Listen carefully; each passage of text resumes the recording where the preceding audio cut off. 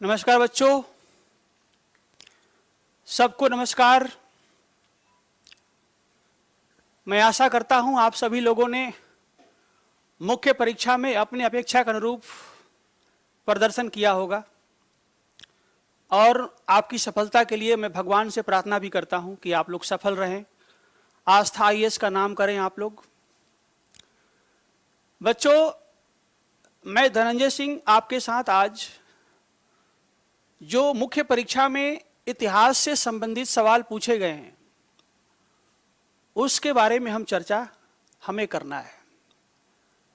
Shivam Sandiya good afternoon, Sudha Kumari good afternoon, Pooja Singh good afternoon, Nitish Yadav good afternoon, Shivam Sandiya good afternoon. बच्चों, आज जो discussion हम लोग करने जा रहे हैं उसका दो उद्देश्य है। पहला उद्देश्य तो ये है कि बहुत सारे बच्चे ऐसे होंगे जिन्होंने मुख्य परीक्षा में अच्छा प्रदर्शन किया है, लेकिन यह ह्यूमन टेंडेंसी है कि हम सोचते रहते हैं कि हमने अच्छा प्रदर्शन किया कि नहीं किया, जो हमने लिखा है वही लिखना था कि नहीं लिखना था, पता नहीं कितना नंबर मिलेंगे। तो इसके लिए जरूरी है कि जो हम डिस्कशन करेंगे उसके द्वारा आपको जो है यह फायदा होगा कि आप अनुभव कर पाएंगे कि हमने जो लिखा है वो सही लिखा है। और इसका दूसरा उद्देश्य है कि अगले परीक्षा के लिए भी यह आवश्यक है कि जिन प्रश्नों का हमने आंसर लिखा है वह कितना सही है, क्या उसमें सुधार का गुंजाइश है कि नहीं है, इसके बारे में भी आपको पता चल जाएगा। तो मेरा उद्देश्य दो ही है, ताकि आपको जो है जो आपने लिखा है उसके बारे में एक बेहतर जो है समझ आपके सामने रखा जाए। तो let us begin this class. हम लोग 15 मिनट लेट हैं, इसके लिए आई एम वेरी सॉरी। बच्चों, जैसा कि आप देख सकते हैं कि जो जीएस पेपर 1 है उसका खंड क यानी सेक्शन 1 में पहला सवाल पूछा है कि संथाल विद्रोह के कारण क्या थे, उसकी गति और उसके परिणाम क्या थे।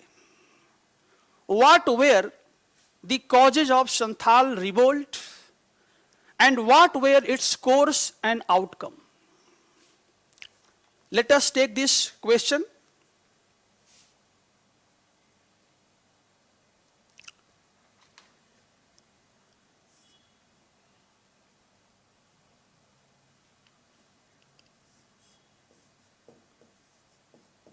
संथाल विद्रोह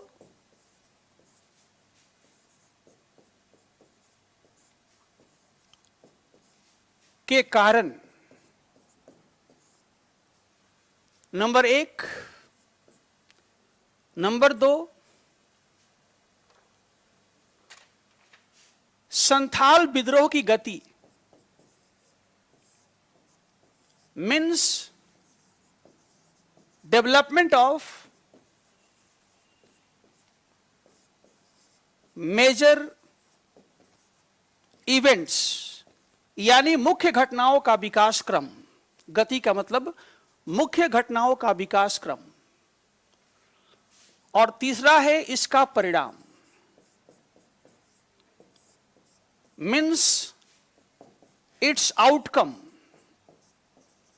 यानी इस विद्रोह का क्या परिणाम हुआ। इस प्रश्न में 3 जो है भाग है। एक है इस विद्रोह का कारण क्या था, यह कैसे उभर कर आया।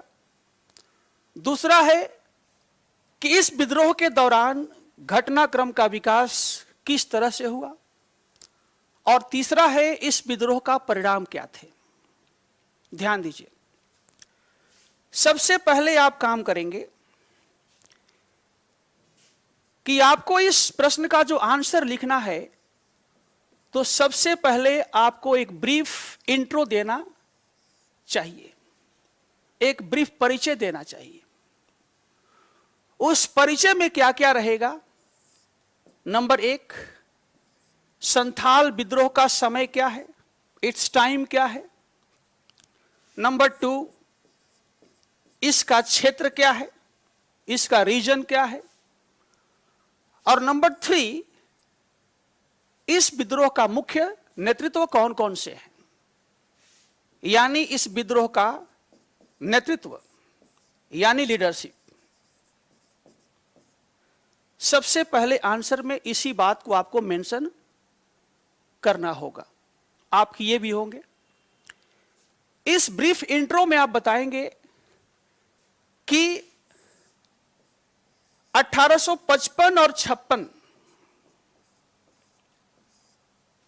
के दौरान ब्रिटिश साम्राज्यवादी शोषण के खिलाफ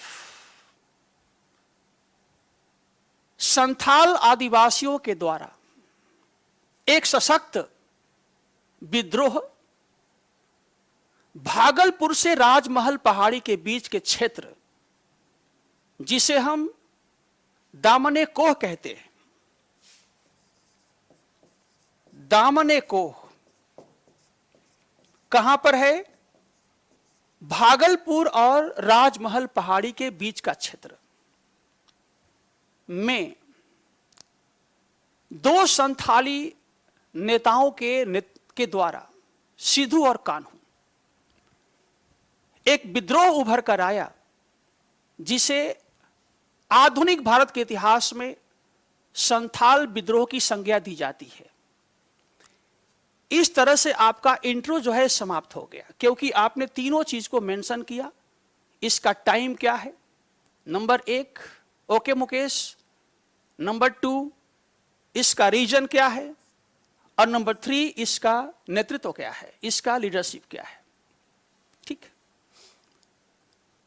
इसके बाद जो आंसर का दूसरा भाग होगा, उसमें आप कारण के बारे में चर्चा करेंगे कि इस विद्रोह के कॉजेस क्या थे, इसका क्या कारण थे। कारण में दिखाएंगे आप the causes of the revolt of Santhal. ठीक, यानी संथाल विद्रोह के कारण क्या थे। सबसे पहला इसमें दिखाएंगे आप कि ब्रिटिश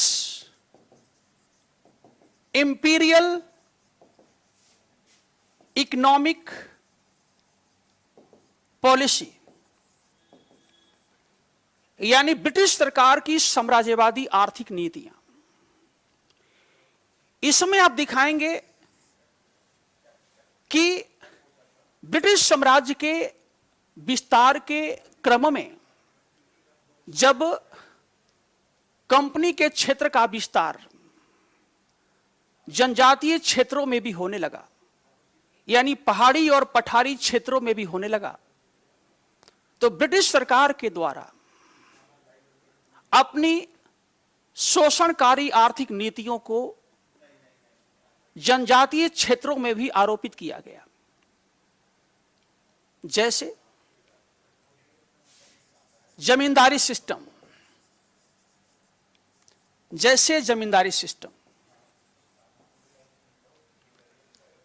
आप देखोगे कि ब्रिटिश इकोनॉमिक पॉलिसी से पहले जनजातीय क्षेत्रों में खुटकटी सिस्टम जो है प्रचलित था।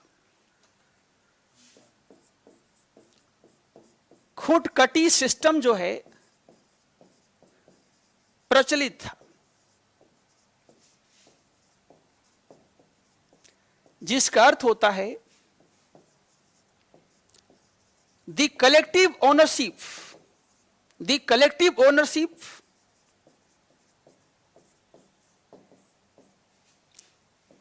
ऑफ लैंड, यानी भूमि के ऊपर सामूहिक स्वामित्व का पद्धति यह पहले से प्रचलित था, लेकिन ब्रिटिश सरकार ने क्या किया कि British government replace this system with a new system that is known as zamindari system that was totally against the tradition of Santhali tribal people. British सरकार ने क्या किया कि उस खूंटकटी सिस्टम को रिप्लेस करके जमींदारी सिस्टम को आरोपित किया, और जिसके तहत जो यहां के स्थानीय सरदार थे उनको ब्रिटिश सरकार ने जमींदार की भूमिका दिया, और फिर उनके द्वारा जनजातियों का जो परंपरागत लैंड व्यवस्था था, यानी भूमि का जो पद्धति था, उसको जो है उन्होंने एक तरह से रिप्लेस कर दिया और फिर उनका शोषण किया गया। तो सबसे पहला रीजन तो ये है। दूसरा रीजन देखोगे आप कि जब ब्रिटिश सरकार का जनजातीय क्षेत्रों में आगमन हुआ तो उनके साथ ही साथ उनका जो अन्य मशीनरी है उनका भी जनजातीय क्षेत्रों में प्रवेश हुआ, लाइक मनीलेंडर्स यानी साहूकार, लाइक ट्रेडर्स व्यापारी, like merchants Saudagar, they also enter in the tribal regions and they started exploiting the Santhali people with the help of British government, because all of them were the creation of the same British government. ये तीनों के तीनों British सरकार का ही जो है creation थे। कहते हैं ना साइकिल ऑफ एक्सप्लॉइटेशन, यानी इनके द्वारा ब्रिटिश सरकार जो है जनजातीय लोगों का शोषण करती थी, और इनको जनजातीय लोग दीकू कहा करते थे। दीकू का अर्थ होता है आउटसाइडर, यानी ऐसे लोग जो जनजातीय क्षेत्रों से संबंधित नहीं हैं, वे बाहर से आए हैं और आकर के उनकी परंपराओं के साथ छेड़छाड़ कर रहे हैं। नंबर 3, आप देखोगे कि British government also imposed some restriction on jhum खेती, जिसको हम शिफ्टिंग कल्टीवेशन कहते हैं। शिफ्टिंग कल्टीवेशन कहते हैं, इसके ऊपर भी रोक लगा दिया गया। Similarly they also impose restriction on the use of forest materials, जो जंगली जो है सामग्री है, उसके ऊपर भी ब्रिटिश सरकार ने प्रतिबंध लगा दिया, यानी आप जंगल के लकड़ियों का प्रयोग नहीं करेंगे जलावन के लिए। आप जो जंगलों में चारागाह है उसके लिए भी आपको प्रयोग नहीं करना है। यानी ये सब कारण है, इकोनॉमिक रीजन है, जिसके कारण जनजातीय समाज जो है ब्रिटिश सरकार के प्रति आक्रोशित हो गया, और जब उनको लगा कि कोई न्याय नहीं मिलेगा तो फिर अंतोगतवा उनके द्वारा विद्रोह किया गया। नंबर 2,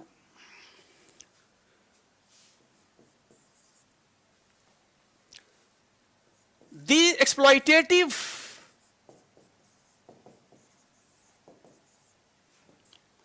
administrative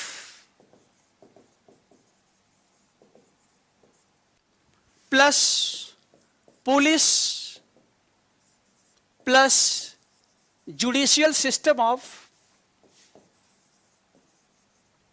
British government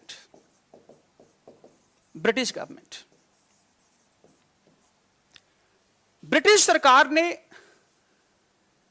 जनजातीय क्षेत्रों में वहां के आर्थिक संसाधनों का, वहां के मानवीय संसाधनों का दोहन करने के लिए जो उनका परंपरागत प्रशासनिक व्यवस्था था, जो परंपरागत पुलिस व्यवस्था था, जो उनका न्यायपालिका था, उसको भी रिप्लेस कर दिया।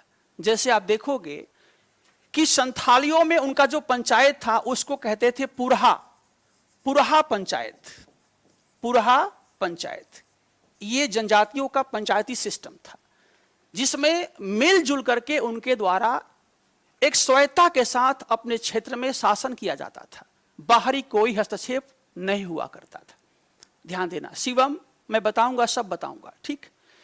लेकिन ब्रिटिश सरकार ने क्या किया कि ब्रिटिश सरकार ने अनुभव किया कि जब तक जनजातीय क्षेत्रों में हमारा सिस्टम नहीं होगा तब तक हम वहां के संसाधनों का दोहन नहीं कर सकते।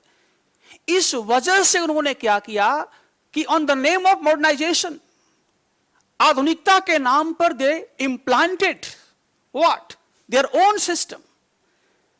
आधुनिकता के नाम पर ब्रिटिश सरकार के द्वारा अपनी व्यवस्था को आरोपित किया गया ताकि उस व्यवस्था के माध्यम से वहां के संसाधनों का दोहन किया जा सके।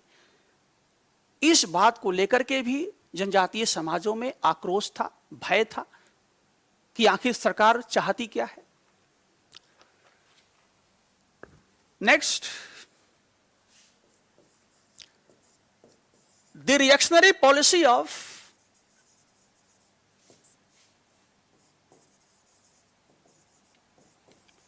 क्रिश्चियन मिशनरीज, यानी ईसाई मिशनरियों का प्रतिक्रियावादी नीतियां। सीधी सी बात है कि जनजातीय समाज जो है बहुत गरीब था। दे वर पुअर पीपल, गरीब था, बैकवर्ड था, not well educated, lack of education was also there. तो उनके हालात से ईसाई मिशनरियों ने सेवा के नाम पर, बाई सर्विस, सेवा के नाम पर सम फाइनेंशियल असिस्टेंस, कुछ वित्तीय जो है सहायता देकर के इन्होंने इनोसेंट जनजातियों को ईसाई धर्म में दीक्षित करना शुरू किया। यानी ब्रिटिश सरकार ने न केवल संथालों का उनके आर्थिक संसाधनों से वंचित किया, बल्कि उनके धर्म को भी उनसे छीनने का प्रयास किया गया। और जिसका परिणाम हुआ कि आदिवासी समाज जो है इस बात को समझ लिया कि हमें इस व्यवस्था के प्रति एक रिवोल्ट करना होगा, नहीं तो यह व्यवस्था धीरे धीरे हमारी जो अपनी पद्धति है उसको समाप्त कर देगी।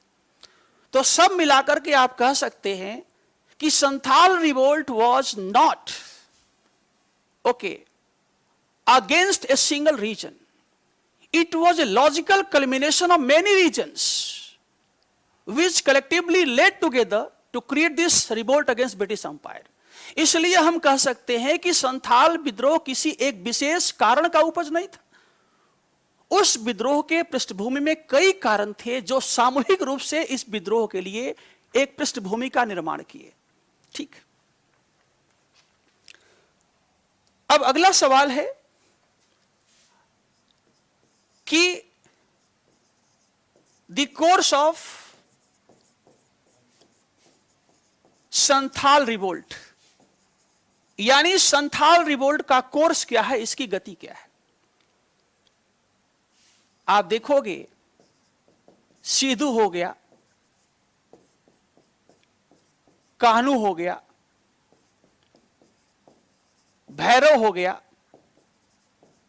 चांद हो गया, ये चारों जो है संथाल विद्रोह का स्थानीय नेता थे। इनके द्वारा संथालियों को ब्रिटिश सरकार के खिलाफ संगठित किया गया, उन्हें ऑर्गेनाइज किया गया। ठीक, और साथ ही साथ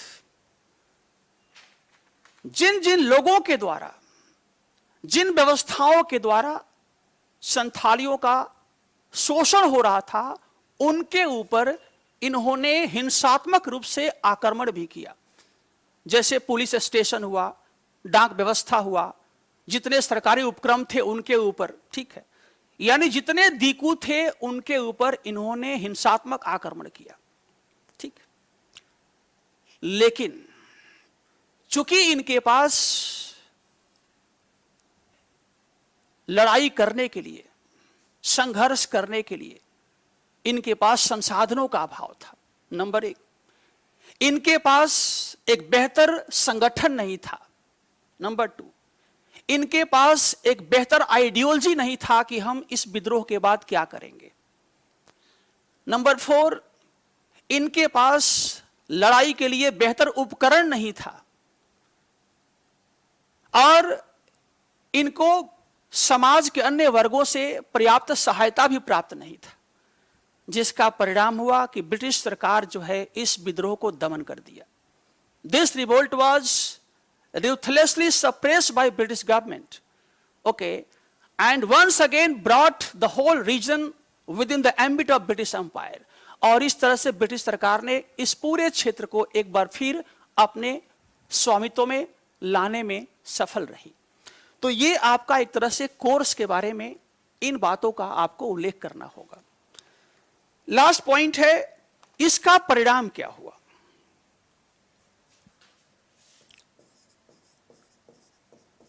रिजल्ट ऑफ संथाल रिवोल्ट। ठीक, जहां तक परिणाम का प्रश्न है तो इसमें सबसे पहला आप दिखाएंगे कि ब्रिटिश सरकार के द्वारा यद्यपि इसका एक तरह से दमन तो कर दिया गया, लेकिन संथाल परगना को एक विशेष क्षेत्र के रूप में स्थापित किया गया, जहां पर अन्य लोगों का प्रवेश जो है संभव नहीं था। ऑन द पेपर देखा जाए तो संथाल परगना को एक विशेष क्षेत्र का दर्जा दिया गया, जहां पर आदिवासियों का जो अपनी परंपराएं हैं वो महफूज हो सके। नंबर 2, इसका दूसरा परिणाम यह हुआ कि this revolt also became a source of inspiration for the other revolts. यह रिवोल्ट जो है अन्य विद्रोहों के लिए एक तरह से प्रेरणा का स्रोत बन गया, सोर्स ऑफ इंस्पिरेशन। यह प्रेरणा का स्रोत बन गया जो दूसरे विद्रोह होने वाले थे।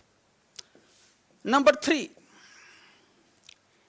इस विद्रोह ने ब्रिटिश सरकार के सामने एक नवीन परंपरा को रख दिया कि ब्रिटिश सरकार के आर्थिक नीतियों का अब समाज के ऐसे लोगों में भी समझ होने लगी है जो कि पढ़े लिखे नहीं हैं, जिनके पास साम्राज्यवादी मीमांसा नहीं है कि हमारा शोषण कैसे हो रहा है।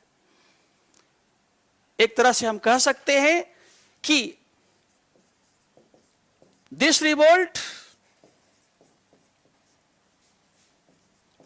also displayed a tendency of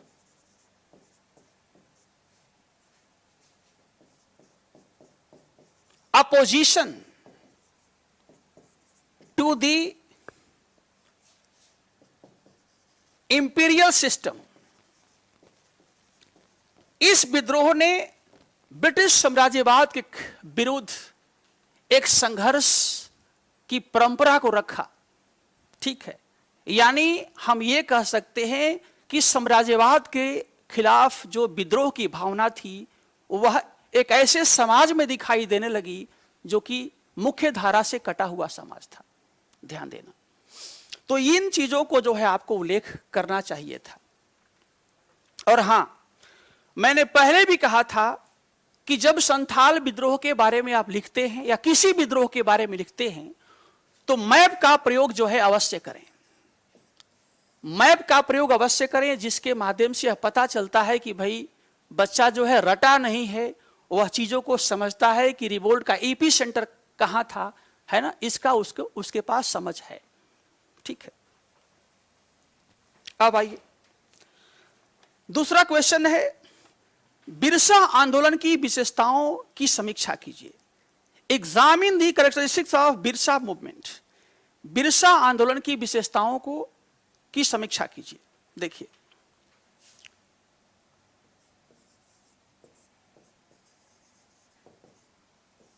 the main features of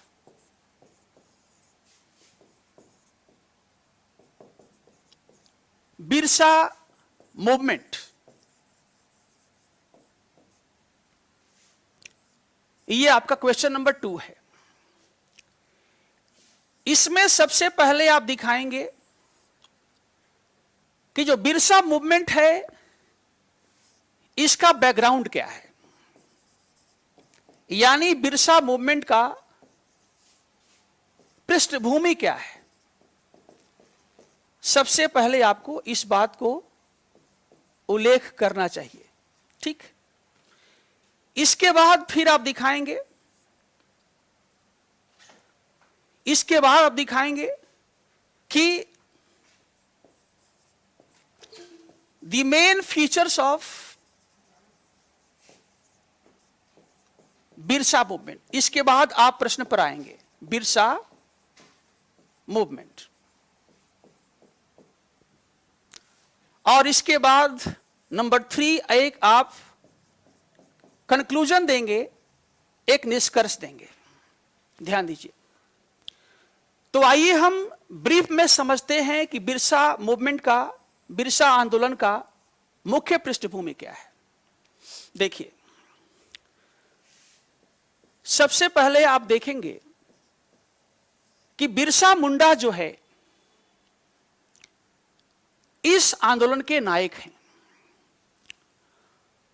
और यह आंदोलन जो हुआ वह मुंडा सोसाइटी के माध्यम से हुआ, मुंडा समाज के माध्यम से हुआ। मुंडा समाज जो है छोटा नागपुर क्षेत्र के अनेक जनजातियों में से एक मुख्य जनजाति हुआ करती है, और जहां पर 1899 और 1900 के बीच में बिरसा मुंडा के नेतृत्व में बिरसा मुंडा आंदोलन या बिरसा आंदोलन की शुरुआत हुआ।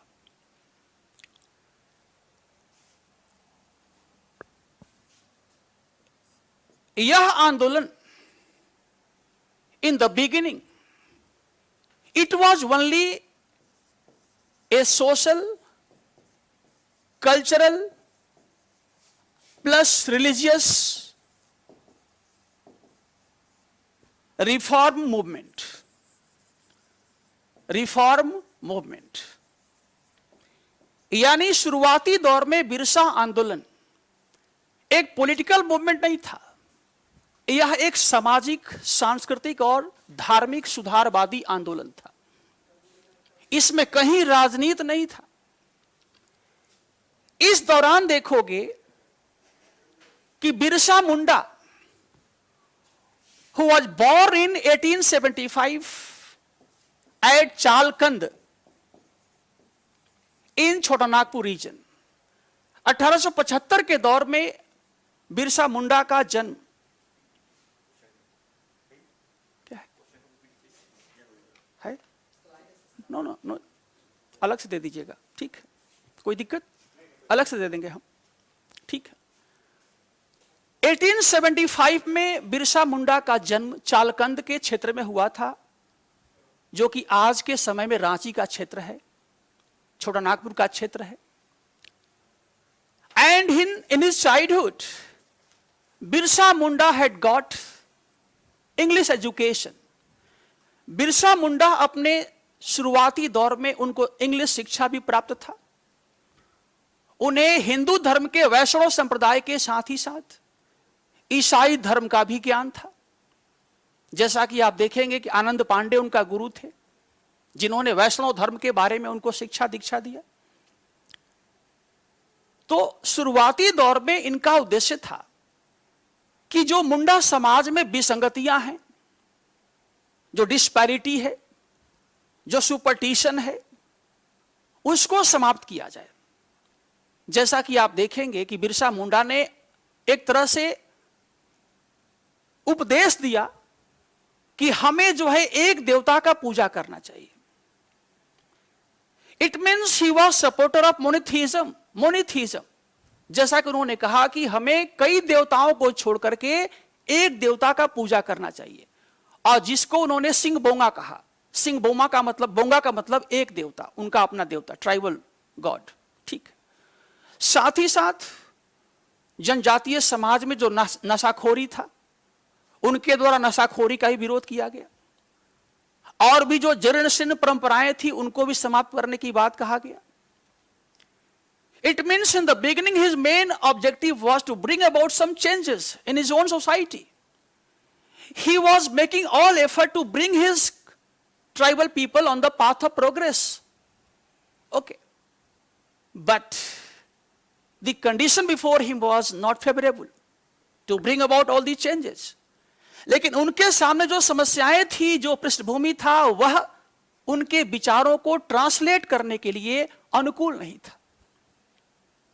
In those time his region, his people were also suffering from the exploitation of British Empire, because British Empire had also entered in those regions. उन क्षेत्रों में भी ब्रिटिश साम्राज्य का एक तरह से प्रवेश हुआ था। The same condition was there as we witnessed in Santhal region. British government also dismantled their system that is known as Khudkati system. British government also imposed all restriction on the use of material from the forest. Jhum kheti, shifting cultivation. And like Santhalis, they were also exploited by merchants, moneylenders, etc., who were decus in their eyes. उनका जो है बाहरी लोगों के द्वारा शोषण भी हो रहा था। इसके साथ ही साथ जैसा कि हमने कहा कि इसमें यह भी उल्लेख करना है आपको कि बिरसा मुंडा को भी ईसाई मिशनरियों ने आश्वासन दिया था कि हम आपको सहायता करेंगे, हम आपकी मांगों को सरकार के सामने रखेंगे, उसको इरेडिकेट करने में सहायता करेंगे। But no result came out, कोई रिजल्ट उसका नहीं आया। Even Birsa Munda also failed to get assistance from the police system, from administrative system, from judicial system, because all of them were designed by the British Empire to serve their own interest. क्योंकि British सरकार के द्वारा इन सारी संस्थाओं को इस तरह से बनाया गया था कि उनके द्वारा केवल ब्रिटिश सरकार को फायदा होता, और जिसका परिणाम हुआ बच्चों कि अब यहां से आपको बताना है कि इसका परिणाम यह हुआ कि Birsa movement that was basically a socio-religious movement started getting political dimension against British Empire. और इस तरह से बिरसा मुंडा आंदोलन जो एक सामाजिक सांस्कृतिक आंदोलन था, अब उसके अंदर राजनीतिक चेतना आने लगा, और वह राजनीतिक चेतना जो था ब्रिटिश विरोधी चेतना था, जिसमें ब्रिटिश साम्राज्य का विरोध था। Birsa Munda also told his own people not to pay the land revenue. Birsa Munda ने अपने लोगों से कहा कि हमें ब्रिटिश सरकार को रेवेन्यू नहीं देना है, और उसका परिणाम हुआ कि ही वॉज अरेस्टेड, और उनको सरकार ने अरेस्ट किया। 1895 में he was arrested and put in the jail, उनको जेल में डाल दिया गया। लेकिन 2 साल के बाद he was once again release by the British government, British सरकार ने उनको रिलीज कर दिया। And then after Birsa Munda once again began to organise his people against British government, और इस तरह से ब्रिटिश सरकार खिलाफ फिर उन्होंने एक तरह से मुंडा जनजाति को संगठित करना शुरू किया। उनके द्वारा यह आदेश दिया गया कि भगवान ने हमें ऐसा पावर दिया है कि जिसके ऊपर ब्रिटिश सरकार की गोलियों का कोई प्रभाव नहीं पड़ेगा। Means this movement also got divine dimension, उसमें दैवीय आयाम भी आ गया। लोगों को जागरूक करने के लिए उन्होंने कहा कि कलयुग का अंत होने वाला है और सतयुग को स्थापित किया जाएगा। And eventually he was again arrested, but unfortunately he was no more in the jail. और इस तरह उनका जेल में ही जो है मृत्यु हो गया, ऐसा उल्लेख किया जाता है कि हैजा से उनका मृत्यु हुआ। ठीक, तो ये एक बैकग्राउंड आपको बताना पड़ेगा, और तभी जाकर के आप उसका जो मेन फीचर्स है उसके बारे में उल्लेख करेंगे। ठीक है, अब आइए, अब हम देखेंगे कि बिरसा आंदोलन का मेन फीचर्स क्या था, उसका मुख्य विशेषताएं कौन कौन सी थी। सबसे तो पहला यही हो गया कि it was A social reformative movement. यह एक तरह से समाज सुधारवादी आंदोलन था, सामाजिक धार्मिक सांस्कृतिक सुधारवादी आंदोलन था। पहला फीचर तो यही हो गया। इसका दूसरा फीचर था, इट वॉज एंटी ब्रिटिश, यह ब्रिटिश साम्राज्य के विरुद्ध में था, ब्रिटिश साम्राज्य का विरोध किया गया, एंटी ब्रिटिश। तीसरा था, इट वॉज एंटी दिकूज, जितने आउटसाइडर थे, जितने बाहरी लोग थे, उनका विरोध किया गया। इसका चौथा फीचर था, इट वॉज वायलेंट, यह हिंसात्मक था, इसमें हिंसा का सहारा लिया गया। 1 2 3 4। इसका पांचवा फीचर था कि it was based on organised tribal identity rather than class. यह जो आंदोलन था वह जातीय जनजातीय पहचान पर आधारित था। इसमें वर्ग संघर्ष नहीं था, इसमें वर्ग की बात नहीं था, बल्कि उनकी अपनी अस्मिता थी। ध्यान दीजिएगा, यानी 1 2 3 4 5, नंबर 6 आप कह सकते हो, it had also divine dimension, it had also a divine dimension. इस विद्रोह में दैवीय आयाम भी था, यानी कि धर्म का सहारा लिया गया था। नंबर 6।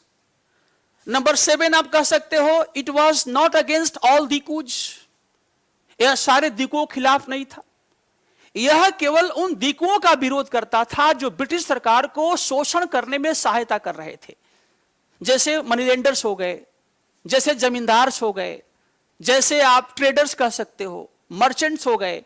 लेकिन जो गरीब लोग थे, जो बाहर के लोग थे, जो कुछ वहां काम धंधा किया करते थे, उनको जो है इसमें विरोध नहीं किया गया। ठीक है।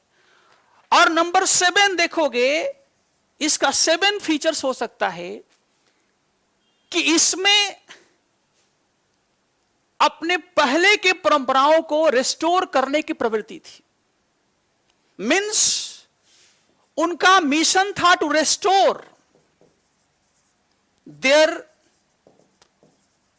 Own traditions of governance, of culture, of society. यानी इस विद्रोह में, इस आंदोलन में अपने पुरातन व्यवस्था को एक बार पुनः स्थापित करने की चेतना भी था। ये सारे फीचर्स हैं, ध्यान देना। इन्हीं बातों का आपको फीचर्स में आपको उल्लेख करना चाहिए था। लास्ट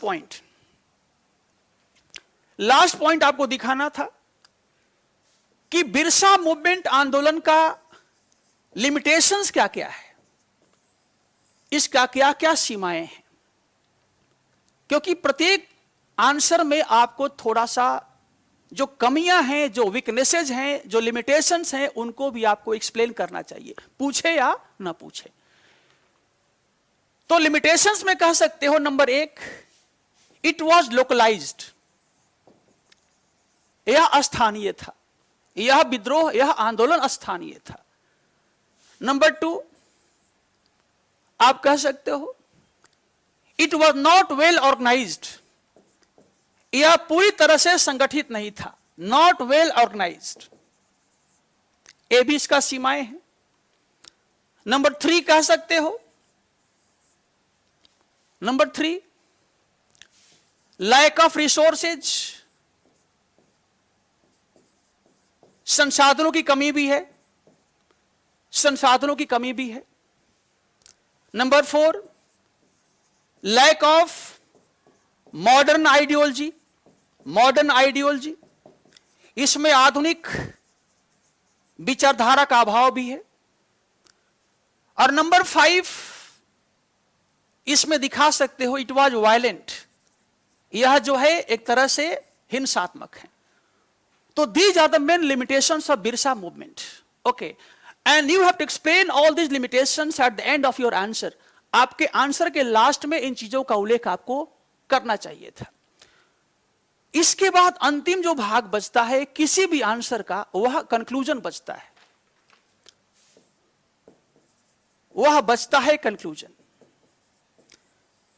कंक्लूजन हमेशा पॉजिटिव होना चाहिए, हमेशा सकारात्मक होना चाहिए। कंक्लूजन में आप उल्लेख कर सकते हो कि उपरोक्त कमियों के बावजूद बिरसा आंदोलन ब्रिटिश साम्राज्यवाद के शोषण के खिलाफ एक सशक्त आदिवासी विद्रोह था, जिसने ब्रिटिश सरकार के व्यवस्था को थोड़े समय के लिए छिन्न भिन्न कर दिया। ठीक, और अपनी असफलता के बावजूद यह आंदोलन, यह विद्रोह आगामी विद्रोह के लिए प्रेरणा का स्रोत साबित हुआ। इस तरह से आप कंक्लूजन का एक तरह से उल्लेख कर सकते हो। ठीक है, इस क्वेश्चन में भी आपको मैप का प्रयोग करना चाहिए था। अगला सवाल है, Champaran Satyagraha was a watershed in the freedom struggle. Champaran Satyagraha was a watershed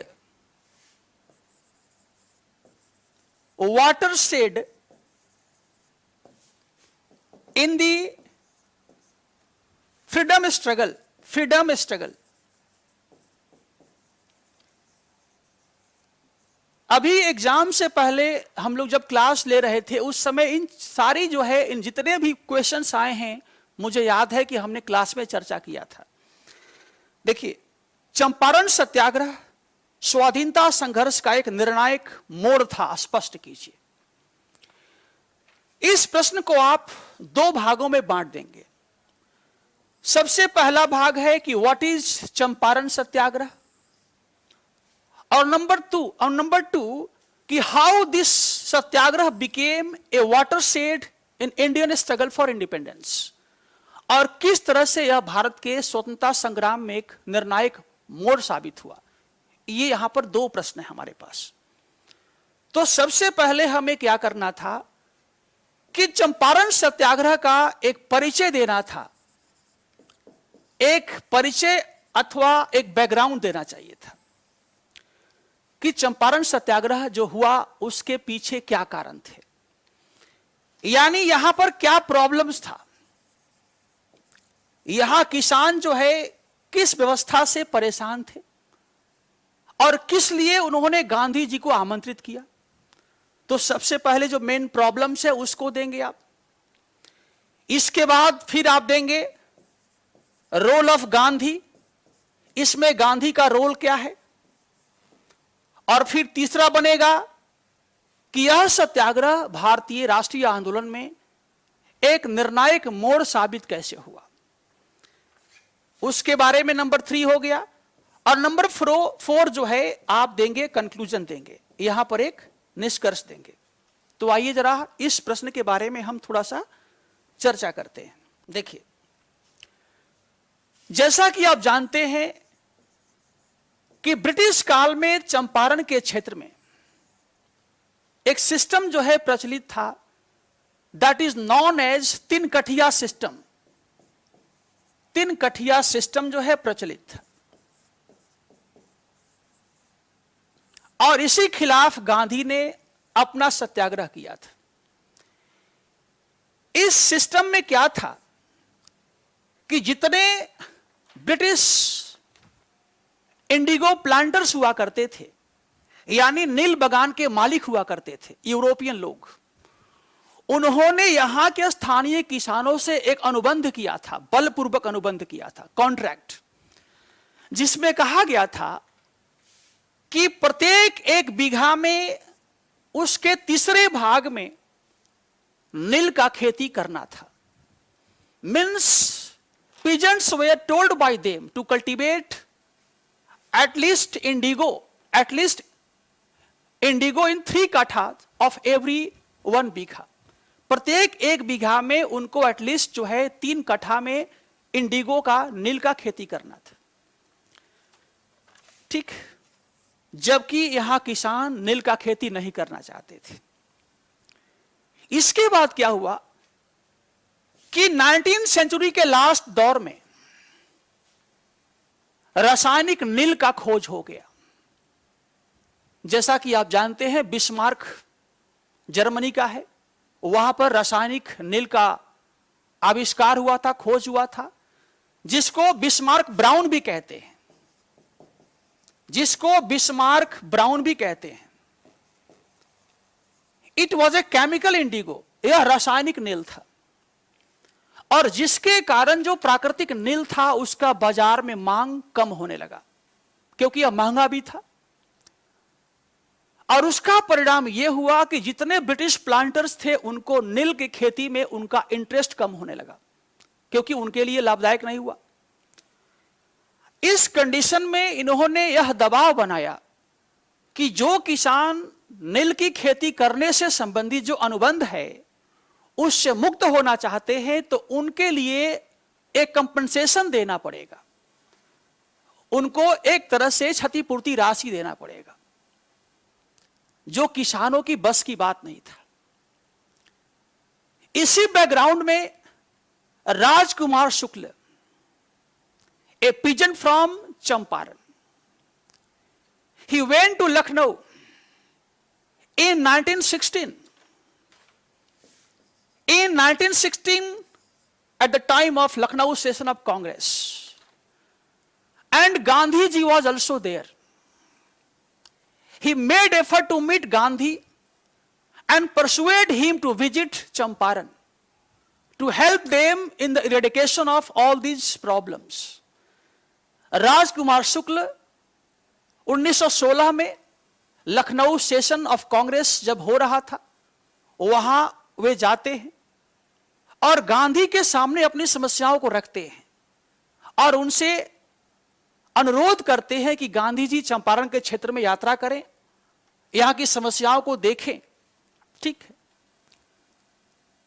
और उन समस्याओं को दूर करने में सहायता करें। उस समय तो गांधी ने कोई आश्वासन नहीं दिया। इसके बाद कलकत्ता में कांग्रेस का अधिवेशन हो रहा था, राजकुमार शुक्ल वहां भी पहुंच गए एंड फाइनली उन्होंने गांधी को इस बात के लिए मना लिया कि गांधी जी चंपारण की जो समस्याएं हैं उनको दूर करने में वहां किसानों को सहायता करेंगे। गांधी आते हैं, चंपारण आते हैं, हालांकि सरकार ने वहां जाने से मना करने का प्रयास किया, लेकिन सरकार के विरोध के बावजूद गांधी जी जाते हैं और गांधी को इस कार्य में वहां के कई स्थानीय नेताओं ने सहायता किया। राजेंद्र बाबू भी थे, ब्रजकिशोर प्रसाद भी थे, अनुग्रह नारायण सिन्हा भी थे, और उनके साथ आप देखोगे महादेव देसाई भी थे, नरहरि पारिक भी थे। ये सारे नेताओं ने गांधी को सहायता भी किया और इस तरह से गांधी ने अपना पहला सत्याग्रह वहां शुरू किया। यह सत्याग्रह था उनका। साउथ अफ्रीका से आने के बाद हिंदुस्तान में यह उनका पहला एक्सपेरिमेंट था एंड फाइनली ब्रिटिश सरकार ने इस बात को मान लिया कि ठीक है, यहां की समस्याओं को दूर करने के लिए एक चंपारण कृषक समिति का गठन किया जाएगा और उस समिति में गांधी को भी रखा गया एंड फाइनली उस समिति ने निष्कर्ष दिया, सुझाव दिया कि अब यहां किसानों को कोई भी यूरोपियन प्लांटर्स इंडिगो खेती करने के लिए बाध्य नहीं करेगा और जो उनसे अवैध रूप से वसूल किया गया है राशि, उसका लगभग 25% उनको वापस किया जाएगा।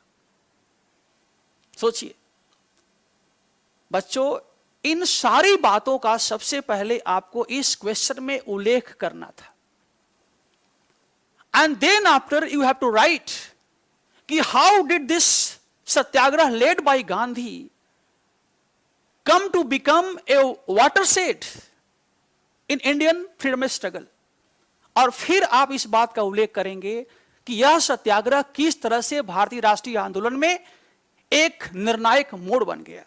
ठीक है, तो आइए हम इस क्वेश्चन का जो दूसरा भाग है उसके ऊपर हम प्रकाश डालते हैं। देखिए, चंपारण सत्याग्रह,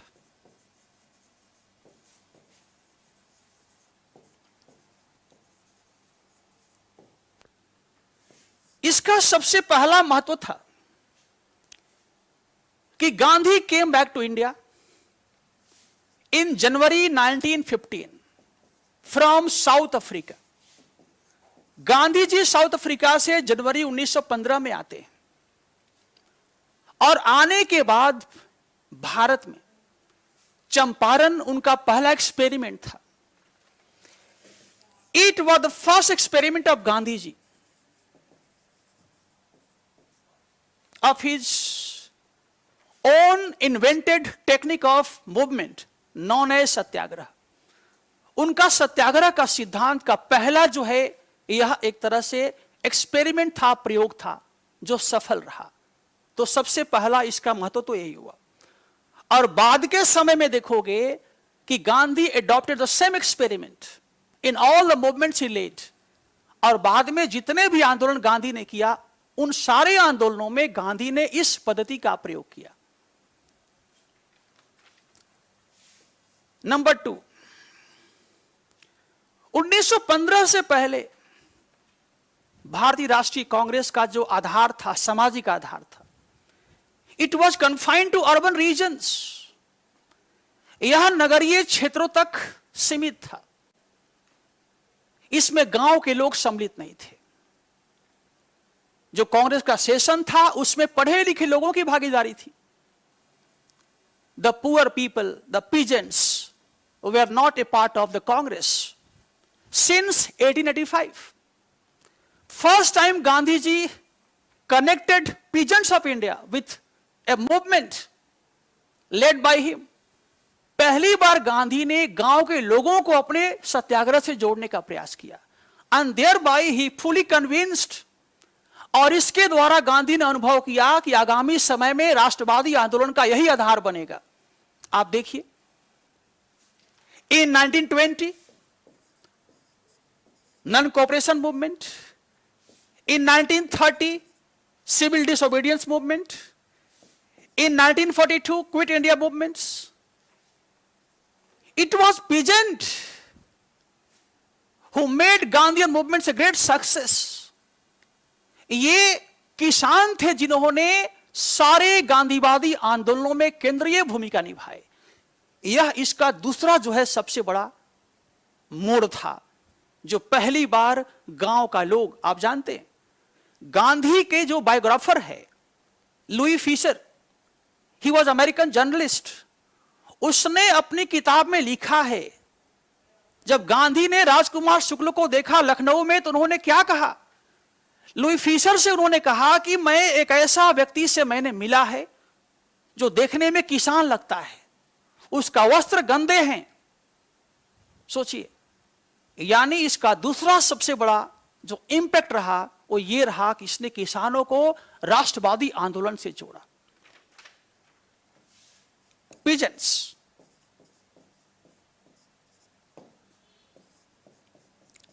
नंबर 3, इसका तीसरा सबसे बड़ा निर्णायक प्रभाव यह रहा कि गांधी न केवल सत्याग्रह वहां करते हैं बल्कि वहां के लोगों को कंस्ट्रक्टिव प्रोग्राम्स का भी शिक्षा देते हैं। यानी सकारात्मक या संरचनात्मक जो कार्य है उसका भी शिक्षा देते हैं। आप देखोगे गांधी के आने के बाद वह गांव गांव में स्कूल खोले गए, ठीक। और इसका चौथा सबसे बड़ा इंपैक्ट यह रहा बच्चों कि Gandhi got support from many local leaders like Rajendra Babu, Brajkishore Prasad, N Singh, Anugrah Narayan Singh. और ये स्थानीय नेता आगामी राष्ट्रीय आंदोलन में केंद्रीय भूमिका निभाए। It means we can say this movement of Gandhi of satyagraha also led to create a second line of leadership. इसने second line of leadership create किया, यानी नेतृत्व का दूसरी पंक्ति जो है इसने क्रिएट किया। ध्यान देना, बच्चों ध्यान देना। तो ये सब जो है इसका निर्णायक मोड़ रहा, जो आगामी समय में आपको दृष्टिगोचर होगी और होती है। ठीक है, इसलिए हम कह सकते हैं कि Champaran Satyagraha was a innovation of Gandhi ji. It was innovation, यह गांधी का आविष्कार था।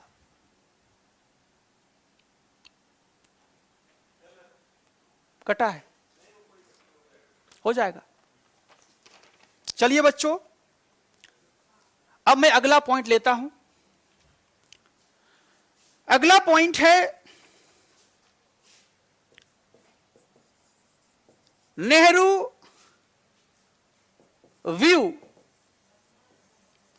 On communalism. Communalism and secularism.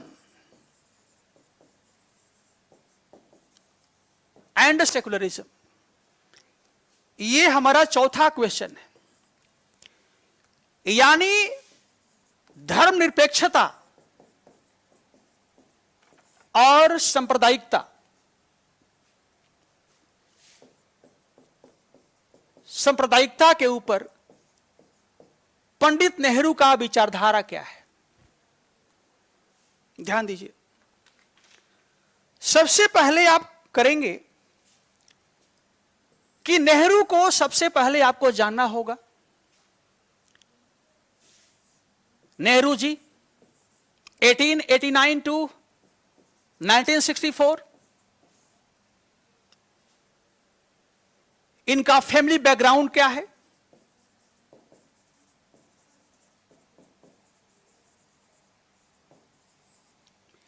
इनका एजुकेशन क्या है। सबसे पहले आप इन चीजों का उल्लेख करेंगे। ओके,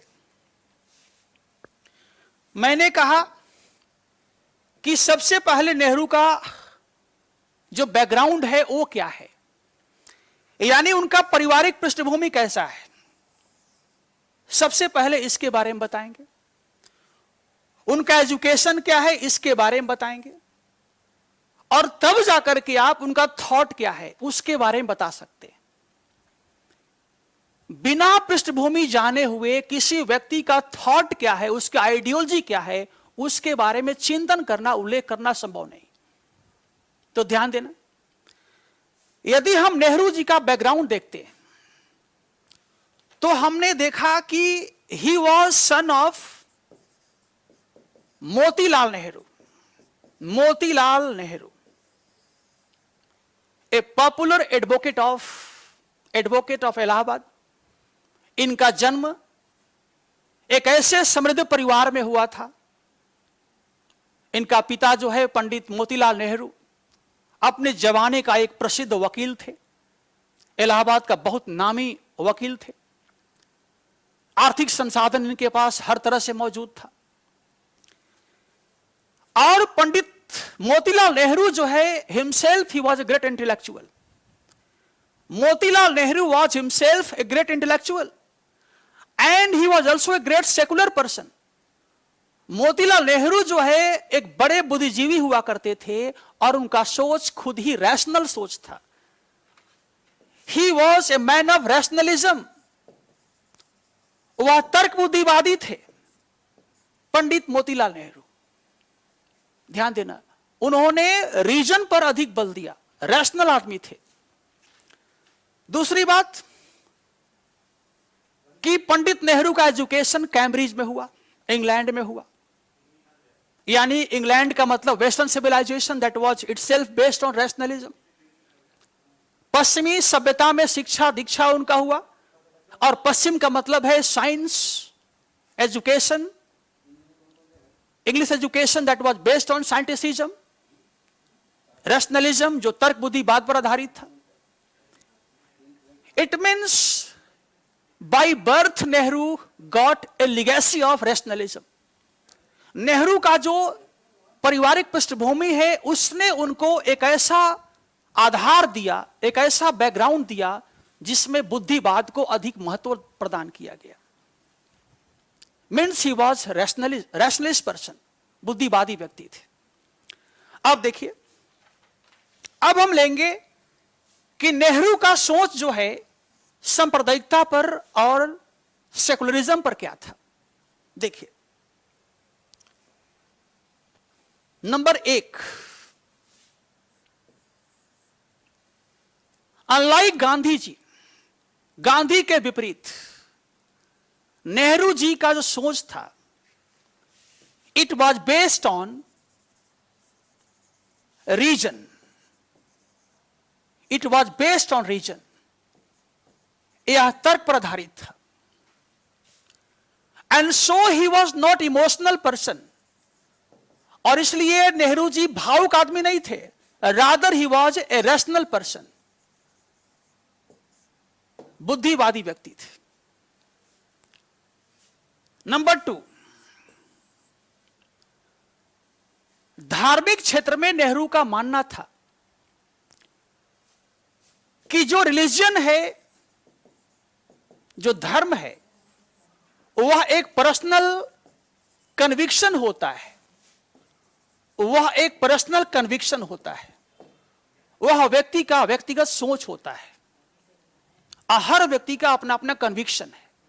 ध्यान दीजिए। नंबर 3, जो नेहरू का विचारधारा था, जिसको हम सांस्कृतिक विचारधारा कह सकते हैं, जो उनका कल्चरल आइडियोलॉजी था।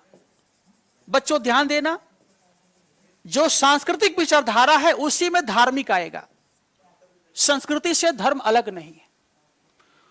तो नेहरू का जो कल्चरल आइडियोलॉजी है, it was based on number 1, cultural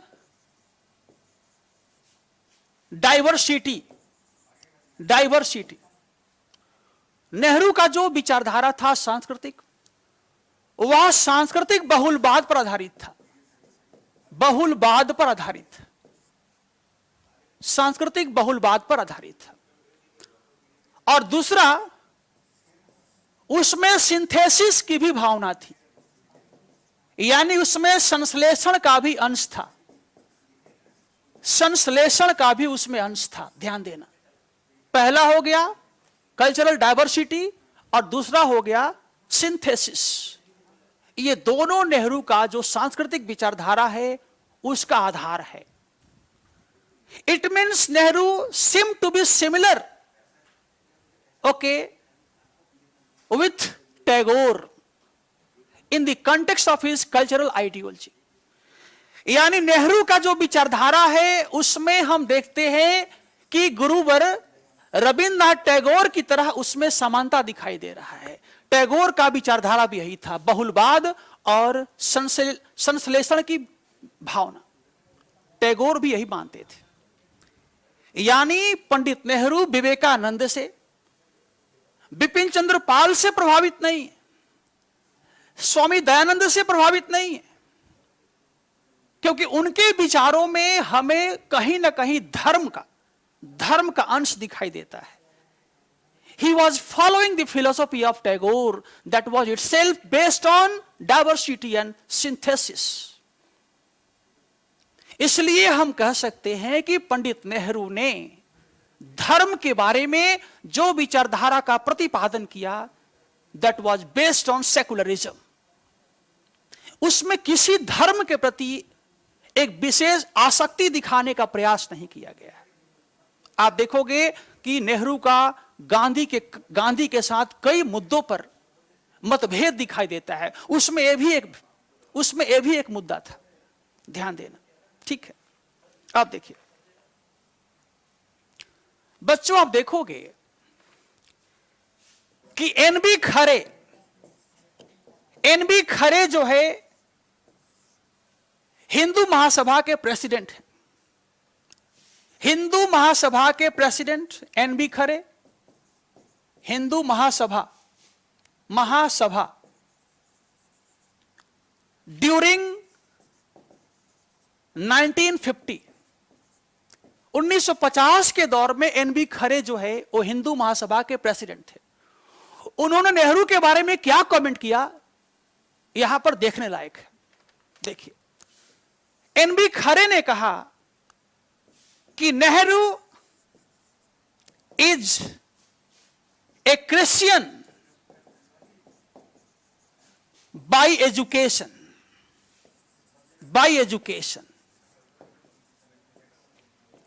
A Muslim by culture,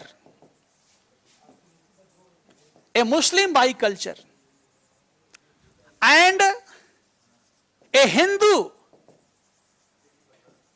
by accident. देखिए कितना बड़ा यह कमेंट है नेहरू के ऊपर।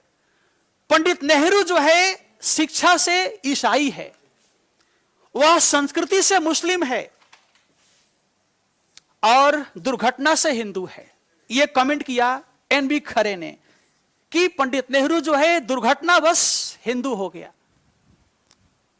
यह कमेंट हो सकता है, लेकिन इसका दूसरा पहलू भी है। It shows that Nehru was a man of rainbow personality. यह शो करता है कि नेहरू जो है ही was a man of rainbow personality, यानी जिस तरह से रेनबो में कई कलर्स होते हैं, उसी तरह से पंडित नेहरू ऐसा प्रतीत होता है। उसका व्यक्तित्व जो है इतना डाइवर्स था कि वह ईसाई भी दिखता है, वह मुस्लिम भी दिखता है और वह हिंदू भी दिखता है। ध्यान देना। एक बात और हम यहां बताना चाहेंगे कि यदि हम पंडित नेहरू के धर्म के बारे में परिभाषा देना चाहें कि पंडित नेहरू का धर्म का परिभाषा क्या था, तो ऐसा लगता है कि नेहरू का परिभाषा वही होगा जो कभी डिज़रायली ने दिया था। बच्चों आप देखोगे Disraeli, he was a British politician and PM also, England का प्रधानमंत्री भी था। डिज़रायली से पूछा गया कि व्हाट इज रिलीजन, इससे पूछा गया कि व्हाट इज रिलीजन, धर्म क्या है, तो डिज़रायली ने उत्तर दिया कि it is a religion of all sensible people. धर्म क्या है, तो डिज़रायली ने कहा कि धर्म जो है वह समझदार लोगों का, जितने समझदार लोग हैं उनका धर्म है, यानी समझदार लोगों का धर्म है। जब उससे फिर पूछा गया कि व्हाट इज दिस, ये है क्या, तो डिज़रायली ने उत्तर दिया कि sensible people do not tell it. समझदार लोग इसका उत्तर नहीं देते हैं। ये देखिए धर्म क्या है, तो कहता है कि जैसा समझदार लोग मानते हैं। उससे पूछा गया कि समझदार लोग क्या मानते हैं, तो कहता है वो बताते नहीं। ठीक है, अब आइए पंडित नेहरू का जो कम्युनलिज्म है उसके ऊपर उनका क्या विचारधारा है। बच्चों ध्यान देना, सांप्रदायिकता के ऊपर उनका क्या विचारधारा है। देखो, पंडित नेहरू कहते हैं कि सांप्रदायिकता का चार जो है इसका गुण होता है। It has 4 tendencies. इसके 4 मेन फीचर्स होते हैं। पहला फीचर से separation of religion from politics,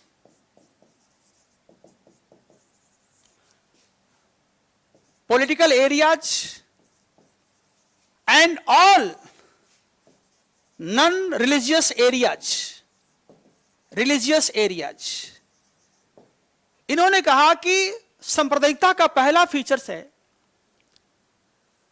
कि धर्म का राजनीति से और जितने गैर धार्मिक क्षेत्र हैं उनसे जो है अलगाव होना चाहिए।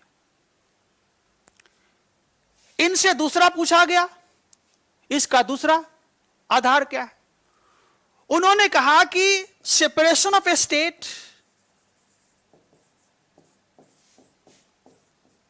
फ्रॉम रिलीजियन, धर्म से राज्य का अलग होना चाहिए, दोनों का क्षेत्र अलग अलग होना चाहिए, पृथक होना चाहिए। नंबर 3, इन्होंने कहा कि नंबर 3 कि लिबर्टी ऑफ ऑल पीपल, सभी लोगों को पर्याप्त लिबर्टी मिलना चाहिए। और चौथा इन्होंने कहा कि इसका चौथा कैरेक्टर है कि opposition of communalism, opposition of communalism,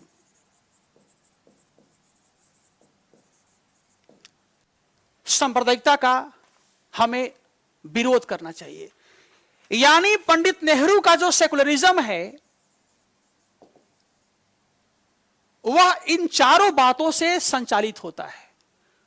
उनका यही अवधारणा है कि सेकुलरिज्म को लाने के लिए हमको इन 4 बातों पर विशेष फोकस करना चाहिए।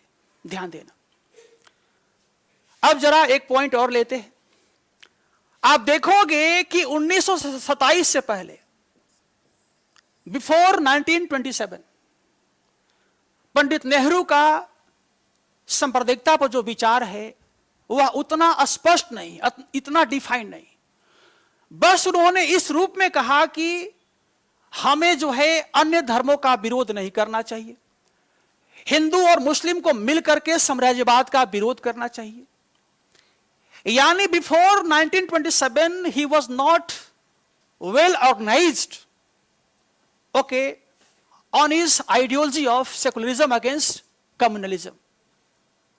लेकिन आप देखोगे कि 1927 के बाद नेहरू के विचारों पर मार्क्सिज्म का प्रभाव बढ़ने लगा, मार्क्सवाद का प्रभाव बढ़ने लगा, सोशलिज्म का प्रभाव बढ़ने लगा। और इसके बाद पंडित नेहरू ने कहा कि नहीं, जो सांप्रदायिकता है वह एक धार्मिक इशू नहीं है,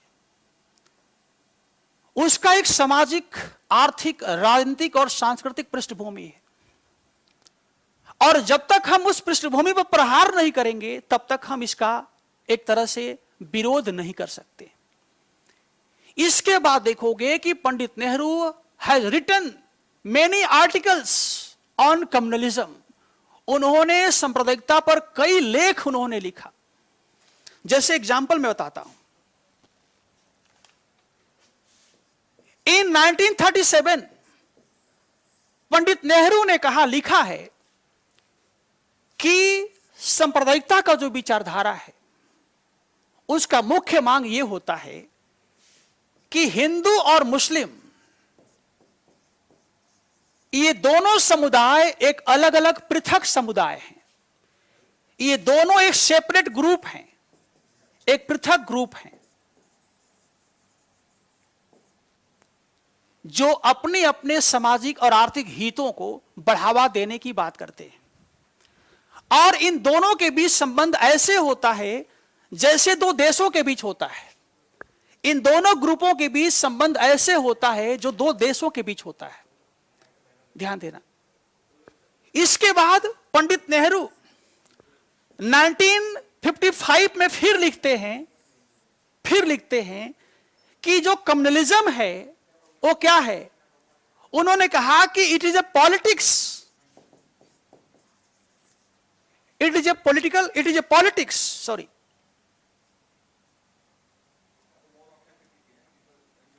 उन्होंने कहा कि it is a politics in the garb of religion। Pandit Nehru ने कहा कि जो धर्म है, जो कम्युनलिज्म है, वह एक धर्म के आड़ में राजनीति है। देखो 1955 में कहते हैं कि it is a politics in the garb of religion.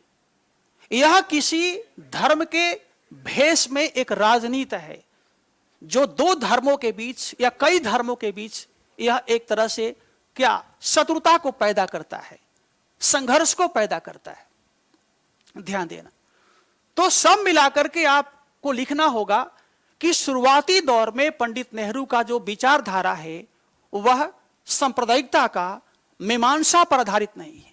बस एक मान लेते हैं कि दो धर्म है, आपस में ये लोग मतभेद करते हैं, मिलकर रहना चाहिए। हिंदू मुस्लिम भाई भाई को वह मानते हैं, ठीक है। लेकिन बाद में जब उन्होंने मार्क्सवादी विचारधारा से प्रभावित होने के बाद जब इसका मीमांसा किया तो उनको लगा कि नहीं, यह एक बैकग्राउंड है और जब तक उस बैकग्राउंड को हम समाप्त नहीं करेंगे तब तक सांप्रदायिकता की विचारधारा हमारे राजनीति को, हमारे समाज को वह हमेशा कमजोर करती रहेगी। ध्यान दीजिएगा, ठीक है। Number 5,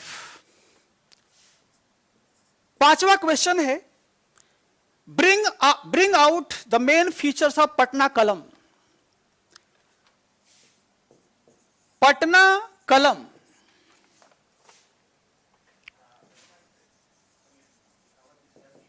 main features.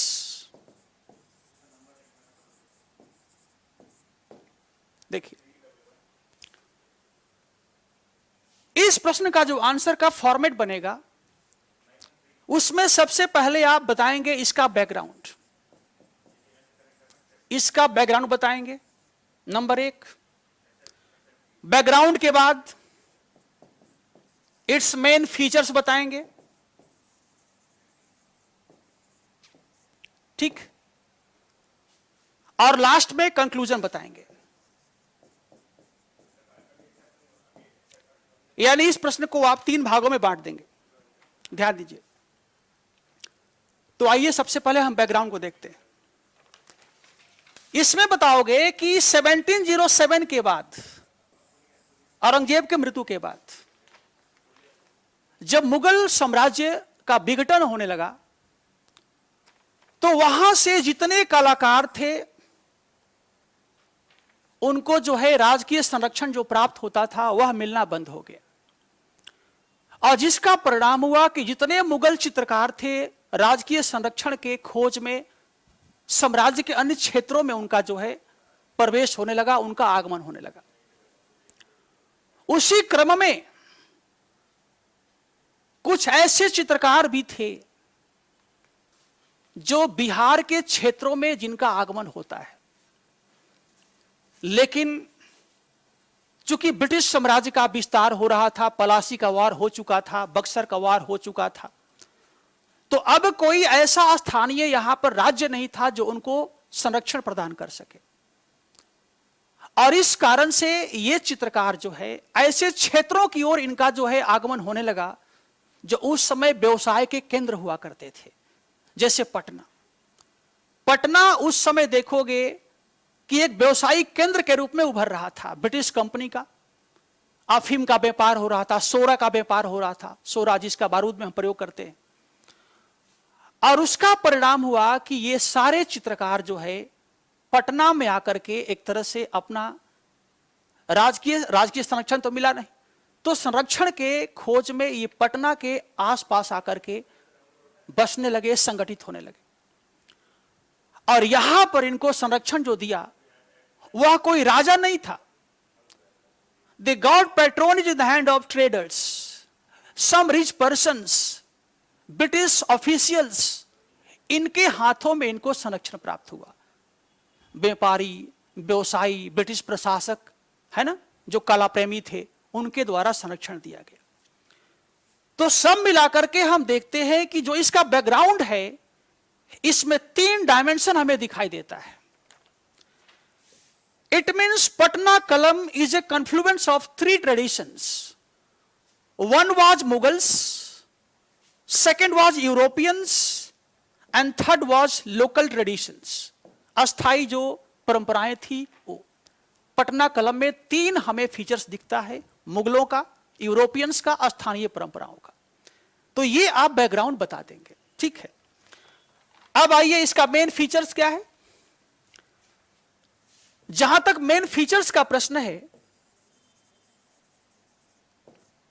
तो नंबर 1, पटना कलम जो है एक लघु चित्रकला के श्रेणी में आता है, यानी हम इसको कह सकते हैं it was a miniature painting, it was a miniature painting, जिसको हम कहते हैं लघु चित्रकला, इसके श्रेणी में आता है।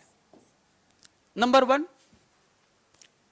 नंबर 2, पटना कलम में हमें सरलता दिखाई देता है, सिंप्लिसिटी, सिंप्लिसिटी दिखाई देता है, और साथ ही साथ इट वॉज ऑल्सो फंडामेंटल, यह अपने जो है मेथड में, अपने क्रिएशन में काफी मौलिक भी प्रतीत होता है। नंबर 3, पटना कलम जो है इसमें राजकीय शैली को नहीं दिखाया गया है, राजा कैसे रहते हैं, महाराजा कैसे रहते हैं, नहीं, इसमें समाज के जो सामान्य लोग हैं उनको फोकस किया गया है। जैसे देखोगे आपकी भरहुत का जो स्तूप बनाया गया, जो सांची का स्तूप बनाया गया, और जिस तरह से उन स्तूपों पर, तो क्या करें,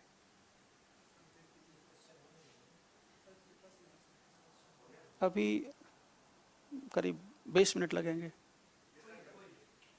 15-20 मिनट, 15-20 मिनट,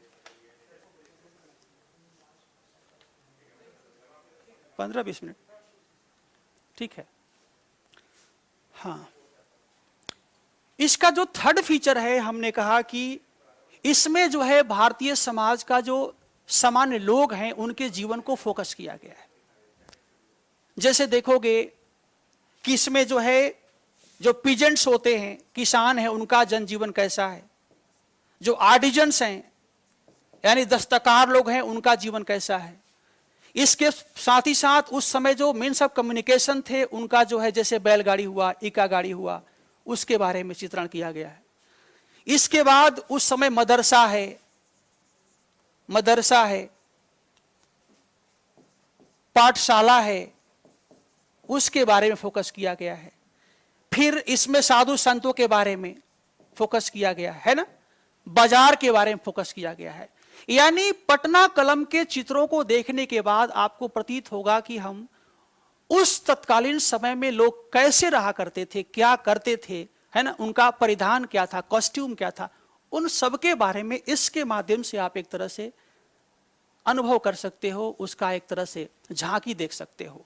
तो सब मिलाकर के हम कह सकते हैं कि मुगलों के तरह इसमें केवल राजकीय वैभव को नहीं दिखाया गया है, समाज कैसा था उसको दिखाया गया है। इसलिए हम कह सकते हैं कि Patna Kalam seems to be a people art, यह एक लोगों का कला जो है प्रतीत होता है, जिसको हम लोक कला भी कहते हैं, पीपल आर्ट, ठीक है।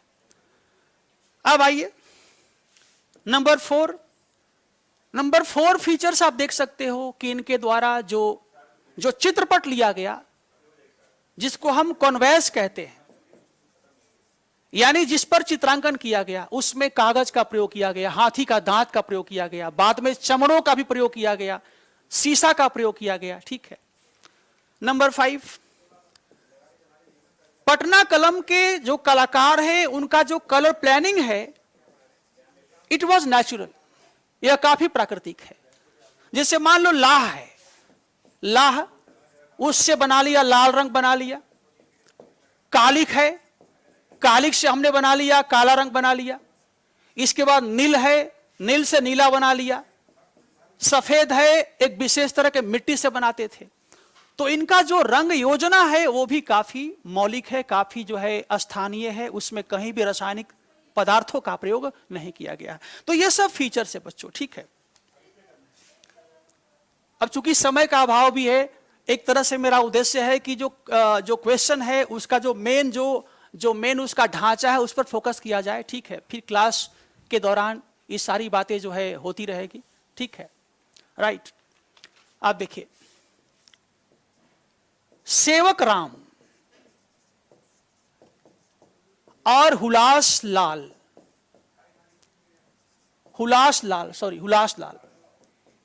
ये पटना कलम के दो प्रोमिनेंट जो है आर्टिस्ट थे, स्थानीय थे, सेवक राम और हुलास लाल, जिन्होंने पटना कलम को एक हाइट प्रदान किया, उसको एक विशेष जो है ढांचा प्रदान किया, विशेष छवि प्रदान किया। ठीक है, अच्छा, लास्ट में कंक्लूजन से पहले, निष्कर्ष से पहले थोड़ा सा लिमिटेशंस भी देना चाहिए आपको, क्या कमियां थी। तो कमियों में हम कह सकते हैं कि इनके पास जो है, आप देखोगे कि एक तरह से जो डाइवर्सिटी जो होना चाहिए वो तो दिखाई देता है, लेकिन इनके पास रिसोर्सेज बहुत कम हुआ करते थे, क्योंकि राजकीय संरक्षण था नहीं। और इसलिए देखोगे कि पेंटिंग का जो लैंडस्केप था वह काफी छोटा होता था। पेंटिंग का लैंडस्केप काफी छोटा होता था, कारण कि यदि आप बड़ा लैंडस्केप बनाते हैं तो उसके लिए आपको काफी जो है रिसोर्सेज की आवश्यकता पड़ेगी, जो इनके पास था नहीं। ठीक है, तो सब मिलाकर के आप शॉर्ट में कह सकते हो कि डिस्पाइट सम लिमिटेशंस, पटना कलम led to create its own unique features, unique identity, है ना, in the history of Indian painting, है ना। And this painting also continued the tradition of the previous painting of Mughals, और इसने मुगलों के द्वारा जिस चित्रकला को डेवलप किया गया था उसको इन्होंने जीवंतता प्रदान किया। ठीक है, तो आइए हम लास्ट क्वेश्चन पर डिस्कस करते हैं। देखिए, क्वेश्चन नंबर 6 है, गांधी व्यू ऑन सत्याग्रह। गांधी जी का सत्याग्रह पर क्या विचारधारा है? बच्चों, इस प्रश्न में सबसे पहले आप बताएंगे कि गांधी के व्यक्तित्व पर जिन लोगों का प्रभाव पड़ा वो कौन लोग थे। उसमें आप देखोगे रशियन राइटर है लियो टॉल्स्टॉय है, टॉल्स्टॉय हो गया, इसके बाद जॉन रस्किन हो गया, इसके बाद अमेरिकन जो है फिलोसोफर है थोरो। ये तीनों पश्चिमी विचारक हैं जिनका गांधी के व्यक्तित्व पर प्रभाव पड़ा। जबकि दूसरी ओर देखोगे जैनिज्म हो गया, बुद्धिज्म हो गया,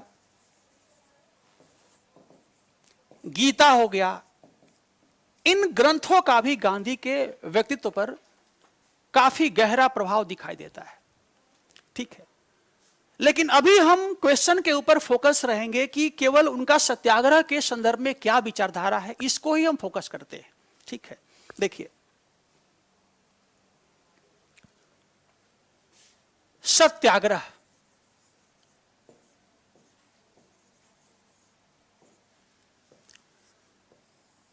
सत्याग्रह शब्द जो है यह दो शब्दों से मिलकर बना हुआ है। इसमें एक है सत्य और दूसरा है आग्रह, और दूसरा है आग्रह। यानी इसका शाब्दिक अर्थ हुआ कि सत्य को स्थापित करने के लिए आग्रह करना, निवेदन करना। ठीक है, लेकिन यह एक बहुत बड़ा फिलॉसफी है, बहुत बड़ा आइडियोलॉजी है। गांधी ने अपना आत्मकथा लिखा, my experiment with the truth, with the truth. Gandhi का आत्मकथा है। इसमें गांधी ने लिखा है कि मैंने अपने जीवन के अनुभवों से सीखा है कि सत्य से बड़ा कोई सत्य नहीं है। सत्य जो है स्वयं ईश्वर है, और इस सत्य को सिद्धि करने का एकमात्र तरीका जो है अहिंसा है। यानी गांधी जी सत्य से अहिंसा की ओर बढ़ते हैं। तो दो हो गया, एक सत्य हो गया, एक अहिंसा हो गया। गांधी ने कहा कि सत्याग्रह एक केवल पद्धति नहीं है, एक जीवन शैली है, एक मूल्य है। मानव सभ्यता को एक बेहतर दिशा देने का यह एक विचारधारा है। आप देखोगे कि सबसे पहले गांधी ने सत्याग्रह का विचारधारा को साउथ अफ्रीका में लागू किया, जब वहां पर नस्लवादी ब्रिटिश सरकार के द्वारा भारतीय लोगों के साथ साथ जो अन्य मुल्क के लोग थे उनके साथ अन्याय किया जा रहा था, वहां पर सबसे पहले उन्होंने सत्याग्रह का विचारधारा को प्रतिष्ठित किया। गांधी ने कहा है, गांधी ने लिखा है कि पराधीनता भारतीय लोगों के नैतिक उत्थान के मार्ग में सबसे बड़ा बाधा है, पराधीनता। और उनका जीवन का उद्देश्य भारत को इस पराधीनता से मुक्त करना तो है, लेकिन साथ ही साथ एक नवीन भारत का निर्माण करना भी है। यानी सत्याग्रह की विचारधारा में दोनों था। एक तो ये कि जो अन्याय है, जो विषमता है, जो नस्लवादी प्रवृत्ति है, उसके खिलाफ बगावत करना, उसका निषेध करना, और दूसरी ओर इस सत्याग्रह के माध्यम से एक नवीन समाज का सृजन करना भी था। आप देखोगे कि गांधी के सत्याग्रह में 3 सबसे बेसिक एलिमेंट्स हैं। सबसे पहला है जिसको गांधी ने कहा नैतिकता। यह सत्याग्रह का पहला सिद्धांत है, नैतिकता। दूसरा उन्होंने कहा रणनीति, और तीसरा उन्होंने कहा संचार।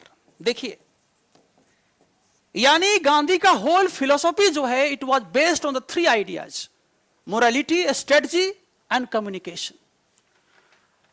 अब नैतिकता क्या है? गांधी ने कहा नैतिकता का अर्थ होता है सत्य, नैतिकता का अर्थ होता है अहिंसा, नैतिकता का अर्थ होता है सेवा, त्याग, आत्म पीड़ा सहना। यह नैतिकता है। नैतिकता का अर्थ होता है साध्य की पवित्रता, साध्य की पवित्रता। यह उनका नैतिकता है, ध्यान देना। इस विचारधारा के माध्यम से गांधी ने ब्रिटिश साम्राज्य के नींव को खोखला कर दिया। उन्होंने कहा कि मानव अच्छा होता है, अच्छाई के लिए वह शासन का संचालन करता है, और यदि कोई व्यवस्था अन्याय पर आधारित हो तो उसका निषेध करना मानव का धर्म है। यानी गांधी ने राजनीति के क्षेत्र में, धर्म के क्षेत्र में नैतिकता के विचारधारा को प्रतिष्ठित किया। अब आइए, रणनीति क्या है? रणनीति में गांधी ने कहा कि नंबर 1, पहला रणनीति तो यह होना चाहिए कि प्रत्येक आंदोलन में हिंसा का सबसे कम प्रयोग होना चाहिए। इससे क्या होगा? उन्होंने कहा कि यदि हमारा आंदोलन अहिंसक होगा तो सबसे पहला उसमें जन भागीदारी बढ़ेगी, उसमें लोगों की भागीदारी बढ़ेगी, नंबर 1। नंबर 2, इसमें जो है दूसरे समाज के लोगों का भी समर्थन प्राप्त होगा। आप याद कीजिए, जब भारत में गांधी के द्वारा सविनय अवज्ञा आंदोलन शुरू हुआ था, और जब धरसना में नमक सत्याग्रह करते हुए सरोजिनी नायडू के ऊपर जब ब्रिटिश सरकार के सिपाहियों ने प्रहार किया, तो उस समय वहां अमेरिकन पत्रकार बैठा था, वे मिलर। उसने लिखा है, उसने अमेरिका में लिखा कि दुनिया में हमने इतना पत्रकारिता किया, लेकिन आज तक अपने जीवन में हमने इतना क्रूर व्यवहार नहीं देखा जैसा कि हम देख रहे हैं। यानी यदि हम अहिंसक रहेंगे तो अन्य समाज के लोगों का भी हमें समर्थन प्राप्त होगा। नंबर 1। इसका दूसरा भाग था कि गांधी को परिस्थितियों का बेहतर समझ था, और लोगों का सामाजिक और मनोवैज्ञानिक जो विचारधारा था उसका भी समझ था।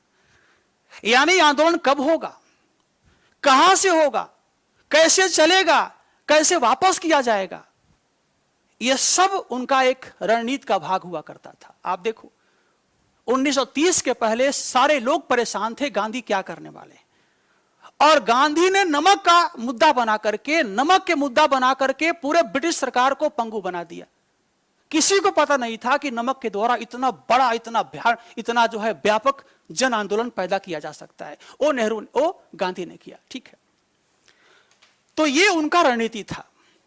रणनीति में और क्या था? इसमें हड़ताल, इसका प्रयोग करना, इसमें उपवास का प्रयोग करना, ये सब उनका रणनीति का हिस्सा हुआ करता था। ध्यान देना। अब मैं देखता हूं संचार के संदर्भ में गांधी का दो तरह के विचारधारा था। एक था वाचिक और दूसरा शारीरिक। यानी गांधी जी दो तरह के संचार किया करते थे। वाचिक का मतलब क्या हुआ? वाचिक का मतलब बोलना। कभी गांधी ऐसे बोलते हैं लगता है महात्मा है, कभी गांधी ऐसे बोलते हैं लगता है वकील है, कभी ऐसे बोलते हैं पत्रकार है, कभी राजनेता की तरह बोलते हैं। यानी उस व्यक्ति के कम्युनिकेशन इतना डाइवर्स था कि जहां जिस चीज की आवश्यकता पड़ती थी उस तरह से लोगों को जोड़ते थे। और जहां तक शारीरिक बात है तो फिजिकल का मतलब हुआ कि आप देख सकते हो उनका परिधान कैसा था, लंगोटधारी, लाठीधारी, और ट्रेन में थर्ड क्लास बोगी में घूमते थे, मिट्टी का लेप लगाते थे, बकरी का दूध पीते थे, और इस तरह से अपने आप को हिंदुस्तान के आम समाज से जोड़ने का प्रयास करते थे। ऐसा किसी ने नहीं किया। यह सब उनका सत्याग्रह का भाग था। और लास्ट में आपको बताना होगा कि सत्याग्रह एक ऐसा फिलॉसफी साबित हुआ कि अमेरिका के अंदर जब नस्लवाद के खिलाफ मार्टिन लूथर किंग ने सत्याग्रह किया तो वहां गांधी का ही प्रेरणा था। मार्टिन लूथर किंग ने कहा कि हमारे पास दो ही रास्ते हैं, या तो हम अहिंसा को स्वीकार कर लें, या तो पूरे दुनिया को समाप्त कर दें। हमारे पास तीसरा रास्ता नहीं है। यह शो करता है कि still his philosophy of satyagraha was relevant not only in India but outside India also. ठीक है, अगला है Jayaprakash Narayan and quit India movement. ठीक, जेपी 1897 सॉरी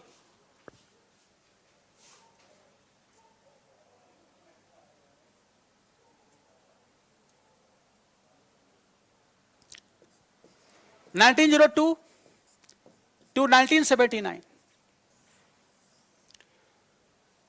इस प्रश्न में सबसे पहले आप जेपी के बारे में थोड़ा सा परिचय देंगे। ये गांधीयन लीडर थे।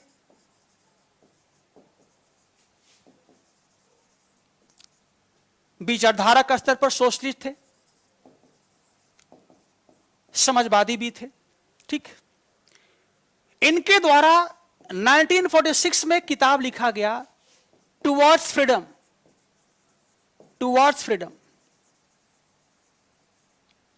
और 1934 में जब कांग्रेस सोशलिस्ट पार्टी का गठन किया गया उसमें भी जेपी का केंद्रीय रोल था।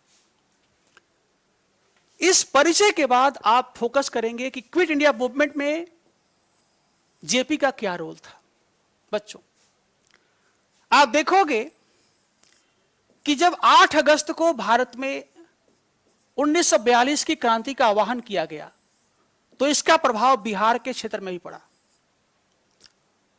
और यहां भी कई नेताओं को ब्रिटिश सरकार ने गिरफ्तार किया, जैसे राजेंद्र बाबू हो गए, ब्रजकिशोर प्रसाद हो गए, फुलेना प्रसाद हो गए, कार्तिक प्रसाद हो गए, जयप्रकाश नारायण हो गए। इनको भी अरेस्ट किया गया। इसी कंडीशन में देखोगे 11 अगस्त 1942 को बिहार में जो पटना का जिलाधीश था उसके आदेशों से गोलीकांड भी हुआ, जिसमें सचिवालय के ऊपर झंडा फहराने के प्रक्रिया में 7 छात्र शहीद हो गए।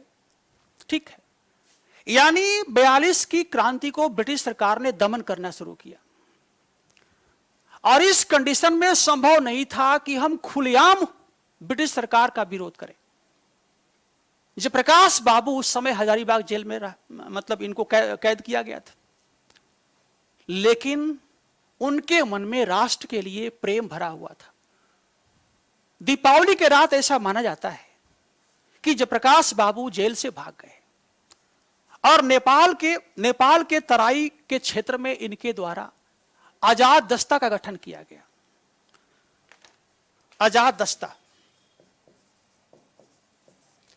जिसका उद्देश्य था कि भूमिगत होकर गुप्त रूप से ब्रिटिश सरकार के खिलाफ विद्रोह को प्रोत्साहन देना। ठीक है, इस आजाद दस्ते के जितने भी लोग थे, इसमें ब्रजकिशोर प्रसाद थे, जयप्रकाश नारायण थे, राम मनोहर लोहिया थे, कार्तिक प्रसाद थे। इनके द्वारा देखोगे कि बिहार में पोस्ट ऑफिस हुआ, कम्युनिकेशन हुआ, सरकारी प्रतिष्ठान हुआ, उसके ऊपर हमला किया गया। लेकिन 1943 में जब नेपाल सरकार के ऊपर ब्रिटिश सरकार का दबाव बढ़ने लगा और इस क्रम में इन लोगों को गिरफ्तार कर लिया गया और जिसके बाद यह दस्ता जो है निष्क्रिय हो गया।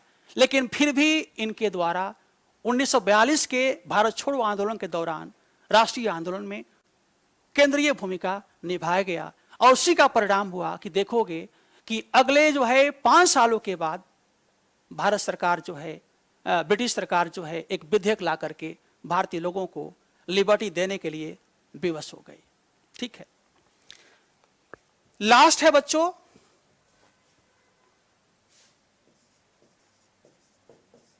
सुभाष चंद्र बोस और INA। ठीक, 1897 टू 1945 आप परिचय दोगे। ICS ऑफिसर हैं, कांग्रेस प्रेसिडेंट,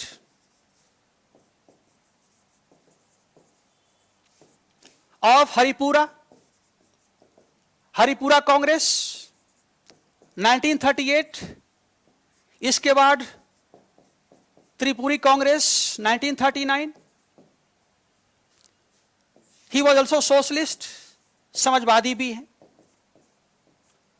और कांग्रेस के साथ इनका संबंध विच्छेद हुआ तो इन्होंने फॉरवर्ड ब्लॉक नामक एक पार्टी भी स्थापित किया। अब जहां तक INA का प्रश्न है तो इसका बैकग्राउंड यह है, आपको उल्लेख करना होगा कि सबसे पहले सितंबर 1942 में मोहन सिंह के द्वारा INA का गठन किया गया। ठीक, जब जापान की सरकार ने जो ब्रिटिश सिपाही थे जिनको सरकार ने युद्ध में गिरफ्तार किया था, युद्ध हारने के बाद उन सारे सिपाहियों को लेकर के आजाद दस्ता का सबसे पहला जो है रेजिमेंट का गठन किया गया मोहन सिंह के द्वारा, जिसमें मोहन सिंह को रास बिहारी बोस और NS गिल ने भी सहायता किया था। लेकिन जापान के सरकार से मतभेद होने के कारण मोहन सिंह को अरेस्ट कर लिया गया और यह पहला प्रयास विफल हो गया। इसके बाद आप देखोगे 21 अक्टूबर 1943 में जब सुभाष बाबू सिंगापुर आते हैं जर्मनी से, तो सबसे पहली बार आप देखोगे सिंगापुर में आजाद हिंद सरकार और INA का पुनर्गठन किया गया और इस बार यह वेल ऑर्गेनाइज था। सुभाष बाबू के द्वारा देखोगे कि भारत के नेताओं के नाम पर भी अलग अलग रेजिमेंट का गठन किया गया, जैसे नेहरू ब्रिगेड हो गया, गांधी ब्रिगेड हो गया, इस तरह से। इसके बाद जुलाई 1942-44 में सुभाष बाबू ने एक राष्ट्रीय आह्वान किया रेडियो के माध्यम से, जिसमें उन्होंने कहा कि मेरा भारत के स्वतंत्रता के लिए अंतिम संघर्ष की शुरुआत हो गई है और मैं इस संघर्ष में राष्ट्रपिता महात्मा गांधी से आशीर्वाद चाहता हूं। लेकिन इतना प्रयास करने के बावजूद देखोगे कि सेकेंड वर्ल्ड वॉर के दौरान जो जापानीज फोर्स है उसका पराजय होने लगा और इस तरह से आजाद हिंद के फौज को ब्रिटिश सरकार के द्वारा अरेस्ट किया गया। इसके बाद नवंबर 1945 में देखोगे लाल किला में मुकदमा चला। इस मुकदमे में देखोगे कि पंडित नेहरू हैं, काटजू हैं, अरुणा आसफ अली हैं, है ना, भूला भाई देसाई हैं, इन नेताओं के द्वारा आजाद हिंद फौज के जो सैनिक हैं उनके पक्ष में ब्रिटिश सरकार के सामने बचाव करने का प्रयास किया गया। एंड फाइनली जो है इन सारे सैनिकों के प्रति पूरे भारत में सहानुभूति को देखते हुए ब्रिटिश सरकार ने उन्हें माफ कर दिया। तो बच्चों सब मिलाकर के मेरा सेवा जो है समाप्त हुआ, और जो चीज़ें हैं हम लोग क्लास के दौरान जो चीज़ें हैं उसको हम लोग डिटेल में चर्चा करेंगे, ठीक है। और सबको थैंक यू, और एक बार फिर हम भगवान से प्रार्थना करते हैं कि आपका रिजल्ट अच्छा आए ताकि अगला परीक्षा आपको न देना पड़े। Thank you, God bless you.